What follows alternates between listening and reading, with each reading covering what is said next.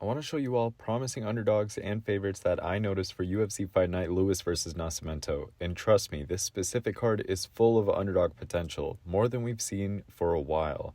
I'll also provide you my final probability for those fighters' victories, as well as their stat differentials. Please do me a favor and like and subscribe if you find this informative, helpful, or even entertaining. I've also added my Patreon information in the description if you want to support me through that.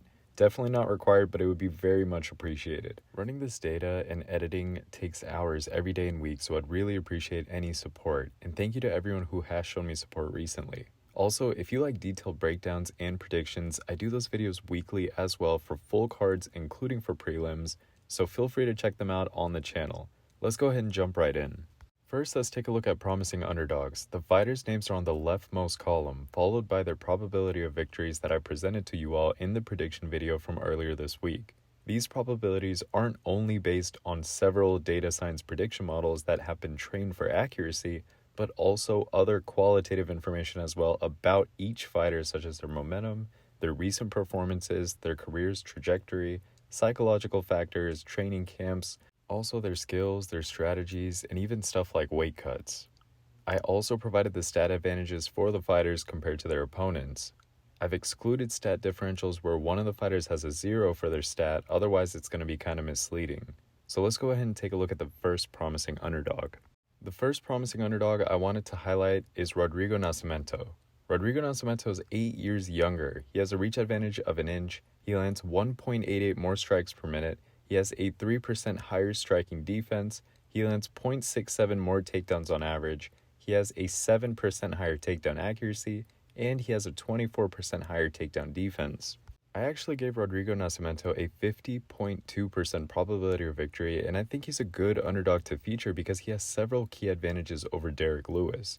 Nascimento is 8 years younger. He has a reach advantage. He lands more strikes per minute. He has a higher striking defense, and he lands more takedowns on average. He has a higher takedown accuracy, he has a higher takedown defense, but his most significant advantage lies in his grappling skills. Nascimento is a purple belt in Brazilian Jiu-Jitsu with a very high degree of submission skill, which could exploit Lewis's historical vulnerabilities on the ground. Additionally, Nascimento also has better conditioning. He can control his opponents on the ground. He has a clear strategy advantage coming into this fight. Despite Lewis's knockout power and his entertaining style, Nascimento's balanced skill and strategic advantages give him a solid chance of victory in this fight, so I think he's going to be an underdog who's going to get it done. The next promising underdog that I wanted to highlight is Waldo Cortes Acosta. Waldo Cortes Acosta is 3 years younger. He absorbs 2.65 less strikes per minute. I gave him a 42.9% probability of victory, and I think he's a good underdog to feature for a few key reasons. Now, statistically, he's won 92% of his total fights. He's finished 55% of his wins via KO/TKO, while he also has wins by submission and decision as well. He's won 4 out of his last 5 fights, and he's coming off of 2 wins. And he's also won 4 of his 5 UFC fights. But aside from statistics alone, Waldo Cortes Acosta's striking game is known for its technical proficiency, and he historically has shown the ability to handle fights over longer durations. He has a good overall conditioning and stamina, and he has the ability to adapt his fighting style. He's had a mix of knockouts and decisions, and if he's prepared correctly for this fight, there's a pretty good chance that he can leverage his experience, manage the pace of the fight, and avoid getting caught by Despain's powerful strikes early on in the fight. I think he can close the distance and use his boxing skills to work the inside and use those body shots to really slow Despain down, who, by the way, hasn't really been tested much in longer fights because of his quick knockouts. Cortes Acosta has also used movement within the octagon to his advantage, so he can use those varying angles to help reduce the advantages that Despain is bringing to the table. Also, I don't think that many people are pointing out how the fact that Despain will be the aggressor could lead to a counter opportunity for Cortes Acosta. Plus, Despain's chin hasn't really been tested, and we'll need to see how he defends under pressure. If Cortes Acosta did his homework like we do, he has the skills to possibly pull off an upset here. I think he has a pretty good chance of pulling off this upset if I'm being honest, so I really wanted to feature him in this video for you all. The next promising underdog that I want to highlight is Nursultan Raziboev. Raziboev has a height advantage of 9 inches. He has a 9% higher striking accuracy. He absorbs 2.39 less strikes per minute. He has a 22% higher striking defense. He lands 1.87 more takedowns on average, and he has a 64% higher takedown accuracy. All things considered, I gave him a 47.4% probability of victory in this fight, and I think he's a good underdog for several reasons. Statistically, he's had 34 fights and he's won 74% of them, so he's a very experienced fighter. He's finished 94% of his wins, of which 59% have been submissions and 35% have been KOs/TKOs. So right off the bat, you can tell that this guy is a threat with his grappling. He's also on a 10-fight win streak and he's won both of his UFC fights. But aside from statistics alone, he has a background in kickboxing and wrestling, so he has a very versatile skill set. He also has a crazy size advantage in this matchup, and trust me, when you watch this fight, you'll immediately notice the height difference, which will help him keep range and possibly avoid Buckley's power shots if he can leverage it correctly. Sometimes MMA fighters kind of struggle with that, so if he uses it correctly, it can help him out. If Raziboev utilizes that, along with strategically mixing in his strikes with takedowns, specifically targeting Buckley's body to really slow him down, maybe bringing the fight to the ground as well multiple times, and using his 80% striking defense to remain elusive and evade those powerful shots that we all know Buckley is capable of doing, then he can frustrate Buckley and pretty much control this fight to get a win. The next promising underdog that I want to highlight for you all is Chase Hooper. Chase Hooper has a height advantage of 2 inches. He's 8 years younger. He has a reach advantage of 5 inches. He absorbs a little bit less strikes per minute, and he has a 19% higher takedown defense. All things considered, I give him a 49.4% probability of victory, and I think he's a great underdog to feature for several key reasons. Statistically speaking, he's won 76% of his fights, and he's finished 77% of his wins, mostly by submission, of course. He's won his last 2 fights, and he's won 5 of his 8 UFC fights. But aside from statistics, there's a good chance that he can win here if he focuses on his grappling skills, he increases his takedown attempts, and utilizes his cardio and endurance advantages. Hooper's strategy is probably going to involve taking the fight to the ground where he can kind of control Borshev and look for those submission opportunities. If Hooper can implement his grappling game and prevent Borshev from keeping the fight standing like we know he wants to do, then he can pull off an upset in this fight. And based on the final probability prediction I gave him after studying not only stats but also all other details and studying his previous fights, a 49.4% probability is very close to being a favorite. So honestly, if you're leaning towards Chase Hooper, you could potentially consider this a confirmation if you're willing to take on some more risk for a greater reward. The next promising underdog that I want to highlight is Terrence McKinney. Terrence McKinney has a reach advantage of 4 inches. He absorbs around 0.89 less strikes per minute. He lands 2.5 more takedowns on average. He has a 25% higher takedown defense, and he lands 0.5 more submissions on average as well. I gave him a 49.6% probability of victory, so I think he's a great underdog to feature in this video. Now, statistically speaking, he's won 71% of his fights, and he's finished 100% of them, which is amazing. His finishes are also split. He has 7 via KO/TKOs and then 8 via submission out of his 15 total wins. So he can pretty much finish fights on the ground or standing, which makes him a very versatile fighter. He's coming off of 2 wins into this fight, and he's won 5 of his 8 UFC fights. But aside from statistics alone, McKinney is known for his explosive power early in fights, and he's probably going to aim to pressure from the start. Potentially, he can overwhelm Ribovic pretty early on.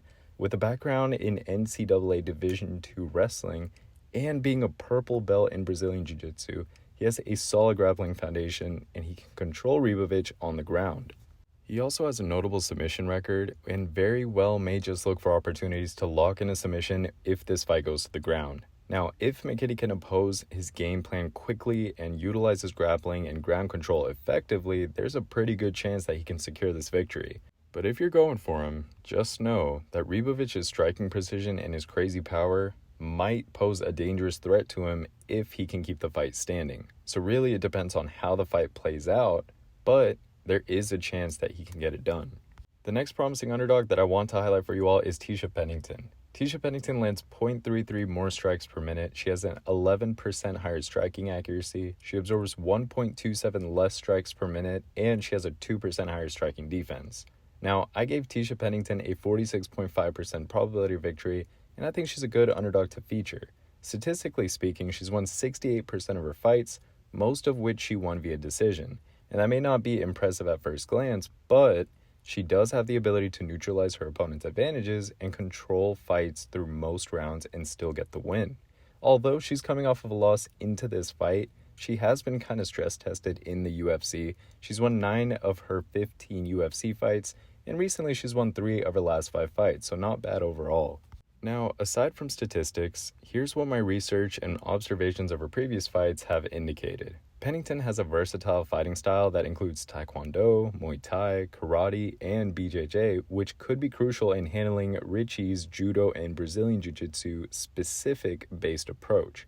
Pennington has good striking and movement as well, which could help her maintain distance from Richie and manage the range and pace of the fight effectively. Additionally, Pennington's high fight IQ and her experience against some top-tier opponents might just give her the edge in strategizing and executing game plan that's tailored specifically to counter Richie's strengths. And even though she's lost to some key fighters like Zhang Weili, Joanna Jędrzejczyk, Mackenzie Dern, and Jessica Andrade, she grew as a fighter. Those key minutes within the octagon during a real fight are absolutely crucial for fighters. It's a type of training that can't really be simulated, so win or lose, that's good experience to have under your belt. This might be the riskiest underdog to point out in this video, but the potential is definitely there for an upset based on Pennington's strengths.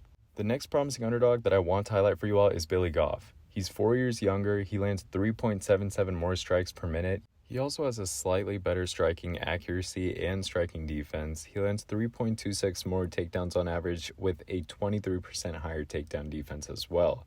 Now, I gave him a 50.9% probability of victory in this fight, and I think he's a good underdog to feature as well. He's won 82% of his fights, he's finished 78% of them, all of which were via KO/TKO.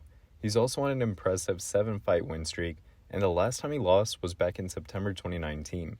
He's a consistent fighter, and he's carrying momentum into this fight. He has impressive striking skills, and he's shown resiliency and the ability to come back from adversity, as seen in his win against Yusuke Kinoshita back in August of 2023. Despite Waters' height and reach advantage, Goff has experience against taller opponents and knows how to close the distance effectively. His ability to switch stances and create unique striking angles adds to his unpredictability and offensive capabilities. He's a pick of mine for this card, and I look forward to him potentially pulling off this upset and getting a KO/TKO to continue his journey in the UFC. The next promising underdog that I want to highlight for you all is Charles Johnson. Charles Johnson has a height advantage of 2 inches. He lands 1.03 more strikes per minute. He has an 11% higher striking accuracy. He absorbs a little bit less strikes per minute. He lands more takedowns on average and has a 28% higher takedown defense.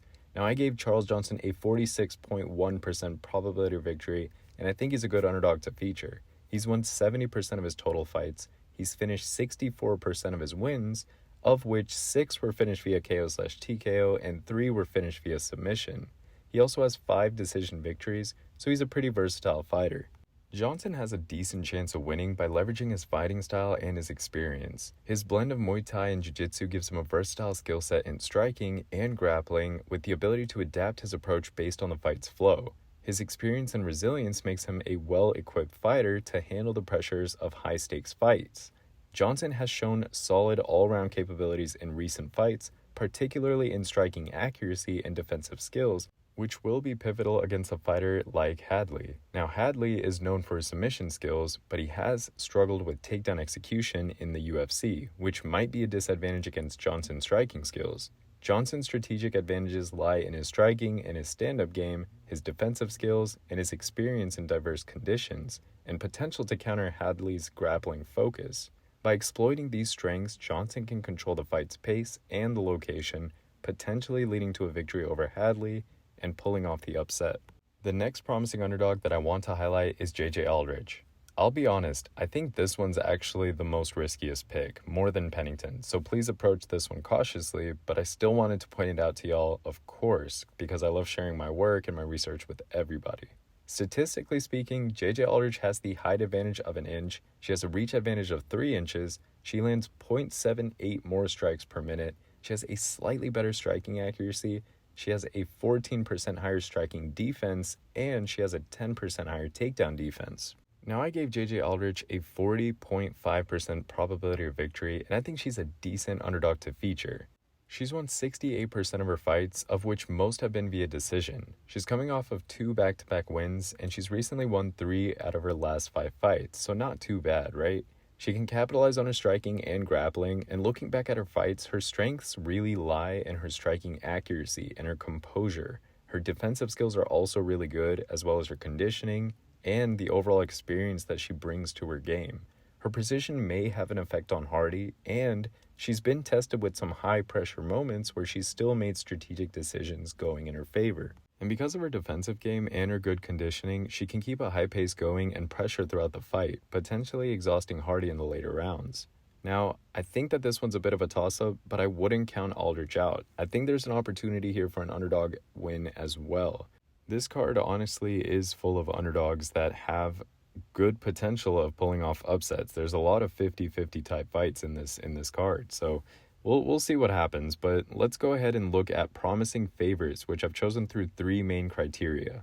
First, they have a high statistical weighted confidence, either through my prediction models or through fighter stat evaluation, or some combination of both. Second, their opponent doesn't have a high probability of victory, so you're not going to notice any overlap between the underdogs I just showed you earlier and these favorite fighters. And the third thing is that their odds are not too expensive. If a fighter has negative 400 or negative 700 odds, they're obviously just too expensive to pick, but you could always parlay them if you want. In this video, I'm focusing more on finding you guys some value rather than just stating the obvious and pointing out some negative 500 type fighters. So I consider these 3 things, I do all the work for you guys, and then I show you valuable picks that fit that criteria. If you want to know how I predict each fight plays out and the results, please check out my prediction breakdown from earlier this week where I reviewed stats, each fighter's fight history, the results of my 7 data science prediction models, my final picks, and the method of victory. Now, for these favorites in this video, I'm just going to review their stat differentials against their opponent. But if you want that full breakdown for each fighter, please check out that detailed prediction and breakdown video from earlier this week. It will help you out. So the first inexpensive and confident favorite that I want to highlight is Carlos Ulberg. Carlos Ulberg has a height advantage of 4 inches. He's 3 years younger. He has a reach advantage of an inch. He lands 3.37 more strikes per minute. He has a 2% higher striking accuracy. He has a 3% higher striking defense. He lands 0.28 more takedowns on average, and he has a 42% higher takedown accuracy. All things considered, I gave Carlos Ulberg a 63.6% probability of victory, and he's a good favorite to highlight. The next inexpensive and confident favorite that I want to highlight is Sean Woodson. Sean Woodson has a height advantage of 4 inches. He's 4 years younger. He has a reach advantage of 5 inches.